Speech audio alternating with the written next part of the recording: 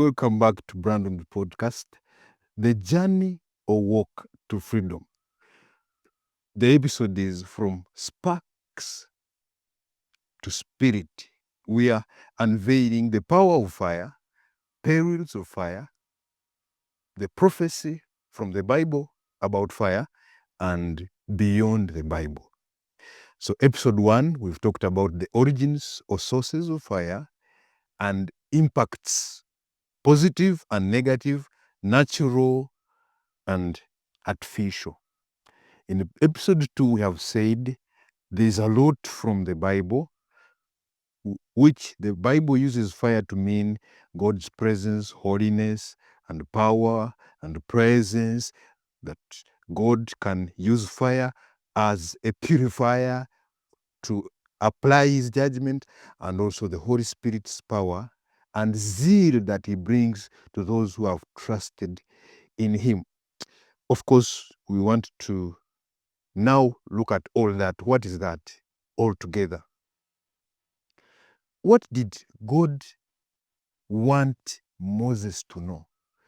In Exodus 3, when Moses is busy grazing his father-in-law's sheep, we are told he hears of sparks, but until he decides to pay attention, to decide and just focus on the fire, God does not speak to him. Sometimes the fire, literal or metaphorical, that you are going through is merely God speaking to you, trying to get your attention. If Moses had not decided to pay attention, God wouldn't have spoken to him. So sometimes God is using fire to speak to us. Number 2, we are also told Isaiah saw God. Our God is a consuming fire, remember?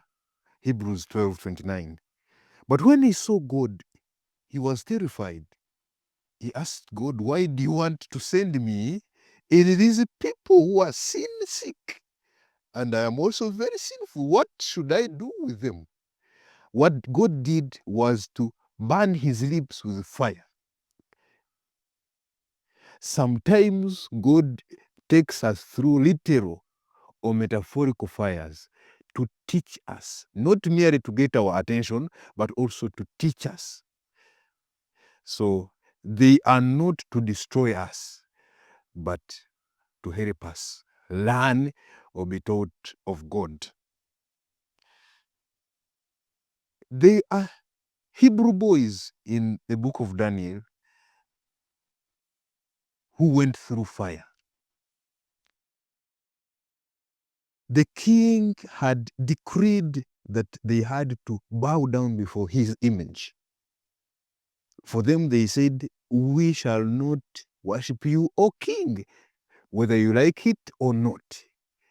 So the king was terribly annoyed, and he multiplied the fire sevenfold.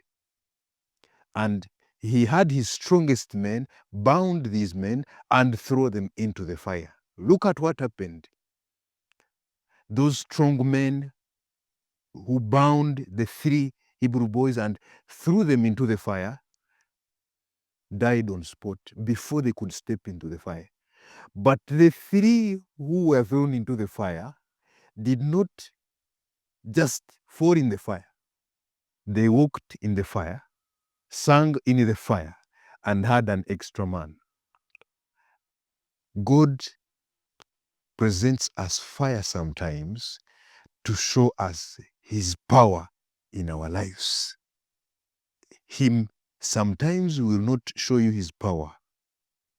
Oh, how will you know God is powerful if he has not taken you through some challenges? So he uses those fires to tell us he is powerful and has control over our lives. So fire is not meant only for the bad. Fire is a good servant as well. Metaphorical. The rich man, Simon Peter, had been on the sea He and his men had been fishing whole night and caught nothing in Luke chapter 5, from verse 1 to 10. They had gotten nothing. Jesus asks them, please, move your boats here and you'll catch. For some reason of faith, they believe and move their boats and nets in that direction. They catch great fishes that their nets are almost breaking. And as people move here about trying to collect nets, trying to count the profit and what have you, in that story of Luke chapter 5, Peter falls at the feet of Jesus. Oh Lord, depart from me. I am a sinful man. We have said fire is a good servant in many cases. And sometimes, because it's fire and its consuming nature is really consuming, we take it for the negative. They had had the challenge all night catching nothing. They were going through some drought, some losses, some business losses, as you can state it. But the appearance of the Lord and his questioning did not move prophet, rather Peter to look into the prophets, but how sinful he was. Sometimes the fires God brings into our lives are to put a torch in our lives, to show us ourselves, to show us who we really are. Peter realized how sinful he was. In conclusion, God is using different methods to speak to us. He's using different forms of fire to speak to us. Relationships broken, business losses, and what have you. School is not schooling. How do you react to these fires? Have you paid attention to God? Have you learned something from God? Have you learned something about yourself? May God help us not to hate and fear fire for the bad reason it really is, but for the good lessons it brings to us. Away from here, we shall learn from the story of Nebuchadnezzar how fire affected him and how it really improved his life.